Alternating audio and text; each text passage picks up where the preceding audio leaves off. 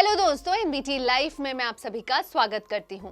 तो जिस तरीके से हम अलग अलग फोबियाज के बारे में बात कर रहे हैं, तो आज एक थोड़ा सा फोबिया को लेकर के बात करते हैं कि क्या कोई भी फोबिया, या अगर स्पेसिफिक मैं एक फोबिया की बात करूं, जर्मोफोबिया, जो हमें लगता है कीटाणु और इन सब से या गंदगी से जो चीजें आती हैं, वो और ओसीडी क्या सेम होते हैं या उनमें अंतर होता है। तो आज इसके बारे में जानेंगे। कब कौन सा थॉट हमारे दिमाग में आ जाए ये कहा नहीं जा सकता, लेकिन जब विचार हमारे दिमाग पर हावी होने लगते हैं और हम बार बार उसी के बारे में सोचना शुरू कर देते हैं या वो हमें बेचैन करते हैं, तब इसे हम कुछ कह सकते हैं, जिसकी वजह से हमारी जिंदगी में हमारे अपनों पर उसका असर पड़ना शुरू हो जाता है। तब ये क्या कहलाता है? ओसीडी, यानी कि ऑब्सेसिव कंपल्सिव डिसऑर्डर। इसका कारण बन जाता है ये। ठीक उसी तरह अगर हर समय आपको कीटाणुओं का यानी कि जर्म्स का डर सताता रहता है, तो आपको शायद जर्मोफोबिया हो सकता है, आप उसके शिकार हो सकते हैं। तो एक रिसर्च के द्वारा इस बात का जब रिसर्च की गई इस बारे में, तो अगर 100 लोगों की बात करें तो 100 लोगों में से 2 से 3 लोगों को ओसीडी का सामना करना पड़ता है।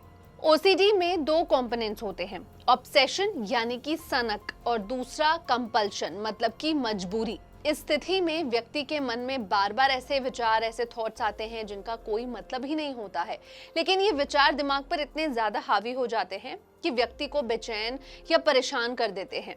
और वही ऑब्सेशन में व्यक्ति को डर या इनसिक्योरिटी की जो फीलिंग है, उसके कारण उस काम को करने की मजबूरी बन जाती है। अगर उदाहरण के लिए आपको बताएं तो जैसे कीटाणुओं से बचने के लिए बार बार आपने देखा होगा लोग हाथ धोते रहते हैं। बस ऐसा करके जो भी वो मरीज है खुद को घबराहट से कुछ पल के लिए बाहर निकालने की कोशिश करता है। वहीं अगर जर्मोफोबिया की बात करें तो उसमें व्यक्ति को जरूरत से ज्यादा धूल, जर्म्स, इन सब का डर हर वक्त सताता रहता है, जिसके कारण जरूरत से ज्यादा सफाई के वो आदी हो जाते हैं। सफाई करना अच्छी बात है, लेकिन जब ये जुनून बन जाए, आपके सर पर चढ़ जाए, तब ये आपकी परेशानी का बहुत बड़ा कारण बन सकता है। तो ओसीडी और जर्मोफोबिया के बारे में अंतर आपको समझाते हैं। ऑब्सेसिव कंपल्सिव डिसऑर्डर होने की स्थिति में व्यक्ति के मन में बार बार ऐसे थॉट्स और आइडियाज आते हैं जो सिर्फ उस पर हावी होने का काम करते हैं, उन्हें बेचैन करते हैं, जिसमें कई बार खुद के बीमार होने से संबंधित विचार भी हो सकते हैं, किसी चीज को खोने का डर भी हो सकता है, या फिर कोई भी जर्म्स का डर सताने लगता है। जबकि जर्मोफोबिया में सिर्फ और सिर्फ व्यक्ति एक ही चीज के बारे में बार बार सोचता है, वो है कीटाणु। दोनों ही स्थिति में समय रहते इलाज बहुत जरूरी है, वरना जो मरीज है, जो पेशेंट है, उसकी मानसिक स्थिति बहुत ज्यादा बिगड़ सकती है।